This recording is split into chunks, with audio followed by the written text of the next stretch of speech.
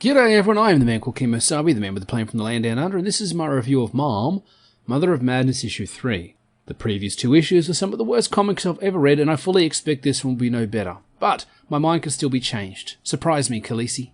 If you didn't know, this book is ostensibly written by Emilia Clarke of Game of Thrones fame. I have no doubt it was ghost-written. Others have accurately identified this book as her pitching a Netflix series or her own superhero movie. Maya, the protagonist, gained emotion-based superpowers from ODing on drugs created by her fight-the-power super-genius adoptive scientist parents. When her emotions fluctuate, so too do her powers. When she's scared, she turns invisible. When she's in danger, she generates a powerful force field, that sort of thing. Her body is also malleable like Mr. Fantastic, but she Venn diagrams over into the body horror that he always avoided. Yes, she web swings on her armpit hair. Go check out my previous two videos if you missed them to get caught up on the story, what story there is. Last issue was 38 pages of talking, eating and sitting, and 2 pages of montaged action, that is, Maya saving kittens from trees and pulling cars off collapsing bridges, with nary a punch or kick to be seen. Outstanding. You can tell Khaleesi has never read comics in her life. Anyway, this is the last issue of this story, so let's get into it. I can't believe Zach never reviewed these books. They are exactly the sort of self-unaware cringe fests his channel thrives on. The cover depicts some psychedelic-looking mushrooms in a jar. How evocative. The first issue had an ugly airbrush poster headshot of the main character wearing a costume we don't see in the entire first issue. The second had a picture of the MC and an alternate costume doing the Slav squat, and this one has a jar of mushrooms. Cool. I don't get it. This book cover doesn't make me want to pick up this issue. I wonder how this book sold versus issues 1 or 2. The first page, the art in this book goes from really good at its best to a bit weak at its worst, but the page layouts and composition leaves me scratching my head. This is page 1. It's not bogged down by as much talking, by as many speech balloons as the earlier issues, but this isn't how you start a comic book. Where's the action?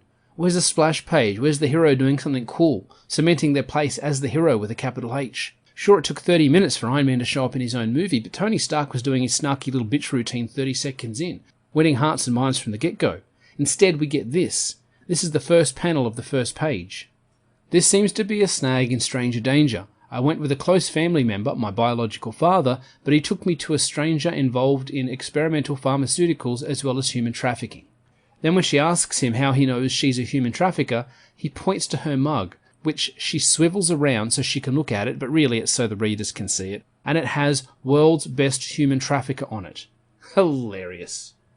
Does this make you want to read more? Does this twee, self-aware, irreverent quote-unquote humour get you invested in the story? There must be an audience for this out there somewhere, but it's not me.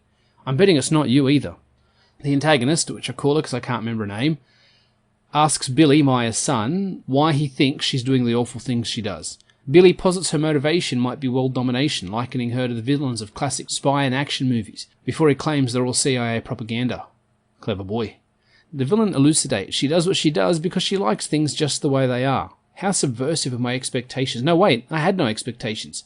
Because while half the second issue was spent on this character, I still don't know her name, who she is, or exactly what she does. The 20 pages of waffle about her last issue hinted at her origins but never confirmed it, and couldn't decide if she was a powerful girl boss CEO or an awful racist supervillain or a money-hungry, woman-hating mad scientist. It should have been easy to portray her as a girl power / sisterhood lady parts Bill Gates to the public and horrible racist human trafficker who performs inhuman experiments on the most vulnerable members of society in private. You take Lex Luthor from pretty much any incarnation of Superman, but more simply the animated Superman show. Chuck a wig on him and raise his voice about 12,000 decibels because Clancy Brown is a boss. Khaleesi couldn't get this right. It feels like we'll be needing some of those did you know facts Disney was regularly releasing for years after the new Star Wars movies to fill the plot holes they created and give backstory and lore that wasn't present in the movie. Khaleesi obviously had this idea for a blue-eyed, blonde-haired white woman CEO supervillain, how original, but wasn't able to land it with the readers. Why does the supervillain, whose name I don't even remember, this is why supervillains have supervillain names, Dr. No, the Kingpin, Bogus Bunsen Bean, it's easy to remember. Lucille Caldwell is not. I jumped ahead a few pages until I found her name. Why does she have a giant glass room attached to her office full of living experiments? That seems like an inconvenient design choice. I'm still not sure what Lucille's plan is. She talked about destroying her own female weakness, so maybe she wants to destroy all women altogether. She also talked about wanting to copy or steal Maya's power to become more powerful herself. She's making skin whitening cream for the cosmetics industry, and the side effects include vanishing skin, leaving horrific they-live-style women in agony. Maya shows up at Caldwell's house. Did the villain have Billy kidnapped and brought to her house rather than to her business or lab?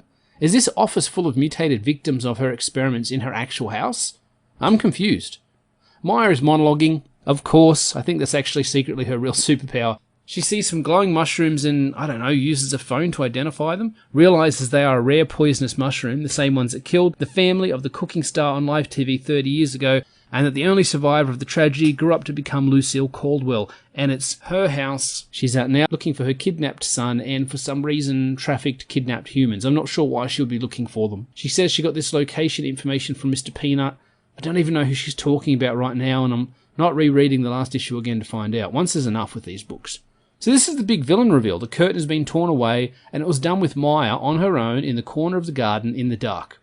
This could have been a much more significant moment, but it was wasted, either too early or too late, on page 7 of this issue. Even basic story beats are being ignored in this book. Benny, Maya's totally friend-zoned not boyfriend and Billy's totally not surrogate dad, calls and tells Maya Billy is gone, taken by his biological dad, who looks nothing like him. Maya gets clipped up the back of the head by some random thug. None of her vaunted powers kick in to protect or help her, but she did mention she's in between cycles, remembering that her powers are strongest during her time of the month. Billy realises she's in trouble and puts out an SOS to Maya's crew. I really had to dig deep to remember who these people were, and then I remembered some of them she's only known for half an issue, and here they are rallying to help her. Raimi's Spider-Man, this is not. Maya wakes up a prisoner in Caldwell's mansion, and it's exposition time, but first we get this gem. You're a woman. Because women never commit crimes? Because women never do anything wrong? Because women sisterhood rah rah? Because women don't bitch and snipe and lie and betray their sisters frequently? Women are no better than men. We're all human animals. It's naive for Maya to think this way. Does it reflect Khaleesi's way of thinking? I don't think it does. I think she's pandering with this book, but she's dropped some subtle red pills throughout the series. I think she's playing the game. I don't think she is as woke as she makes out for fun and profit. In response to Maya's challenge, Lucille responds with a 12-word balloon diatribe. It reads okay, it looks awful. I'm not saying this can't be done in a comic because, look, it's being done right now. But I'm saying you shouldn't. Lucille says, I know the pressures on women to be fair and fit and oh so pretty, the need to be a CEO and a stay-at-home mum, the cool girl and hashtag girl boss and trad wife all at the same time. I know how they'll pay whatever it costs to live that dream. The world is sick, everyone is struggling, everyone anxious, everyone longing to be the glamorous cover girl or buff action hero. No matter these positivity and acceptance movements, the people still want what they've always wanted, to fit in, to do what they're told, to be secure and contented being what society tells them to be. And I can sell it to them. What resource is more renewable, more eternal than human insecurity? I can't afford to have you playing Little Miss Popular, showing people it's okay to be a freak. Once I've corrected and patented the powers in your blood, I'll be perfect and powerful. No man can control me and no woman can challenge me. After all, I had to be more than human. No emotions to weaken me, no attachments to slow me down. I had to become better than better. I had to become perfect. So that tracks. It brings together the disparate elements of what she was seen doing in the last issue. It's a familiar villain motivation with a modern twist. I do think the buff action hero line was inserted to make the book feel slightly less gynocentric, but it feels tokenistic. She then lists Harvey's traits now that she's remade him. And the funny thing is most of these aren't considered negatives by men.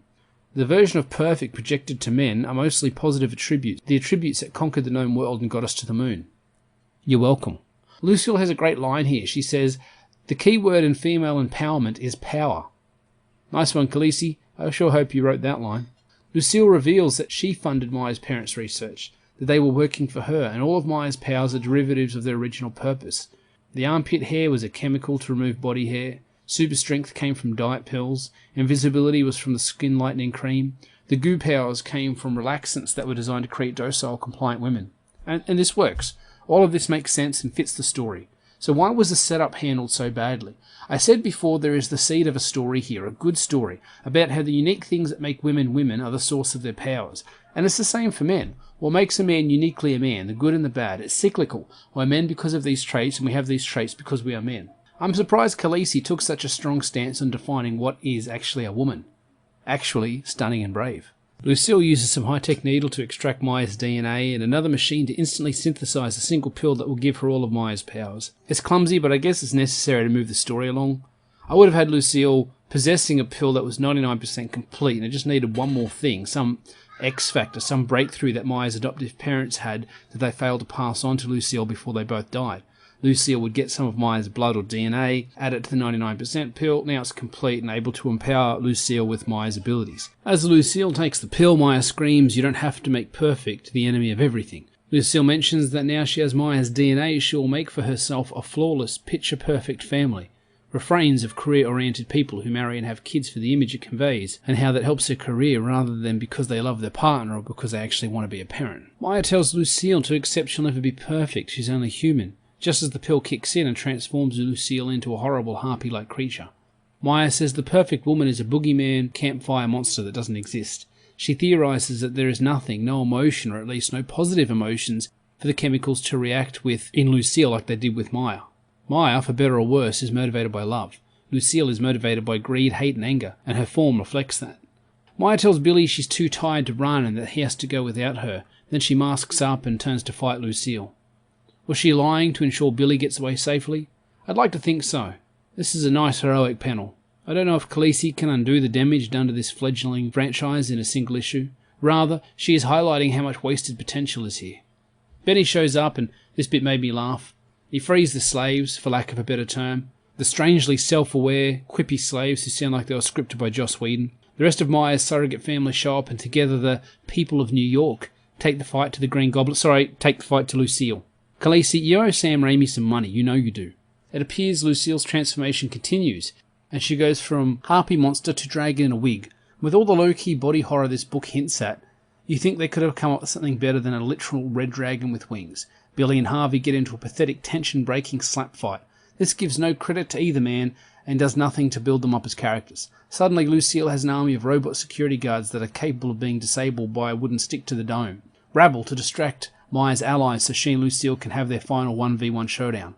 If Maya's victory relies on her winning by herself, did her friends showing up even really matter? Aladdin's victory wouldn't have been possible if it weren't for his allies, Jasmine's pluck and courage, Genie's loyalty. The final stroke was his, sure, but he wouldn't have got there without his friends supporting his efforts. There's none of that here. It feels like Khaleesi wanted to riff off Raimi's work but didn't understand why it worked, so she just crammed it in and called it a job well done. Lucille says the winner of their fight gets to keep Billy, hinting that his genetics would also be superhuman. Then she one-shots Maya and walks away, victorious. Roll credits.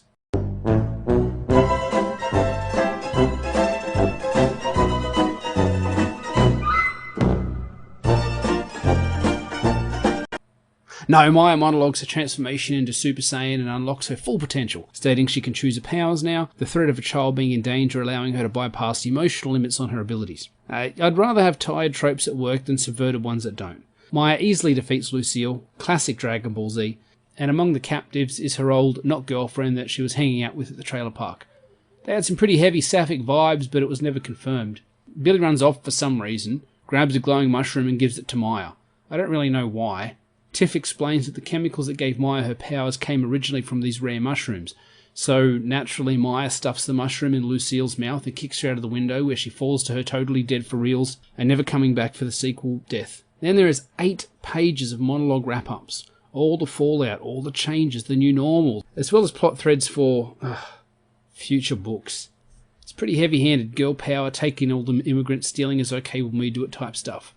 Maya's boss uses Lucille's work to develop an instant empathy pill and slips it into the coffee of all the men at her work, which is terrifying and literally downright evil. But it's okay when they do it, don't you know? Tiffany asks Maya to train a mum for every city. The media calls her the conscience the world needs, which is pretty narcissistic when you've clearly made yourself the star of your own comic. Is Khaleesi delusional enough to think that her morals are the morals the entire world should live by? Maya goes on a date with Benny. She leaves her job, and the last 3 pages are a bizarre stream of consciousness treatise on a woman's place in the world and the nature of power, serving versus saving, and the book's main mantra, we were put on this earth to help each other, to make the world a better place. It's heavy, it's played out, it's on the nose. It comes in the form of pages of emotional validation for Maya as her Burger King's club of kooky psychics tell her how amazing and right she is. That's the main takeaway from this. Maya is right. She is in the right. She thinks right and she acts right. Of course, Lucille is alive, drifting in the flotsam of the sewer, and I don't care what happens next. Well, that's the end of roughly 120 pages of whatever claims to exist between Khaleesi's ears. I don't know how much of this she actually believes, or how much of it was just performative. Forget it, Lee. It's Hollywood. She probably believes whatever her handlers have told her are her beliefs for this week. There were some real solid themes in this book, but wasted potential and pandering are the phrases that come to mind.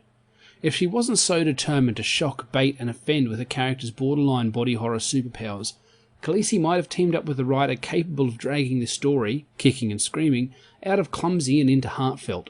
It's no surprise then that a Hollyweird phony was incapable of genuine, authentic storytelling. The best storytellers are those that write what they want and don't sweat the Twitterati. Don't censor yourself. Khaleesi's rebellion was against institutions that are currently untrendy. Imagine writing a comic about a white blonde villain that experiments on brown people to make a better skin whitening cream. Could anything be more safe in this day and age? Even the period-based pubic hair superpowers are safe. Do you really think anyone, man or woman, who criticised these lame and, frankly to most people, visually unpleasant abilities would be able to do so without significant pushback?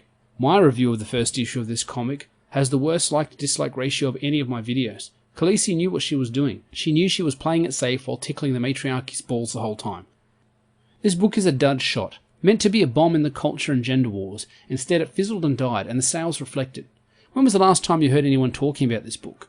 It was the 7th best-selling book the month it came out. And then what happened? Let's have a look. It dropped to 101. Sales went from nearly 120k to less than 30k. A full 3/4 of people who bought issue 1 didn't come back for issue 2. I wonder if all the Clarks and... Emilia Clark? Clark. It's just Clark, isn't it? Emilia Clark. I wonder if all the Clark stands who attacked me on Twitter and downvoted my videos read all 3 issues. Furthermore, I wonder if they even bought all 3 issues. Because I totally did. Even the people who stand for this Hollyweird actress couldn't be bothered to turn up for issue 2. It was that bad a series. Does Khaleesi have less than 30k hardcore fans? It wasn't even worth $5 to them to virtue signal for their queen. I'd be interested to see what the sales for issue 3 will be like. But actually no, I won't, because I don't care, and by then I will have forgotten about this non-event of a clickbait book. Let me know what you thought of this comic. Let me know if you agree or if I'm off base, if I'm a misogynistic patriarchal dinosaur who can't see Stunning and Brave when it's right on the screen in front of me. Thanks for watching, like and subscribe, and I'll see you on the next video. Take care.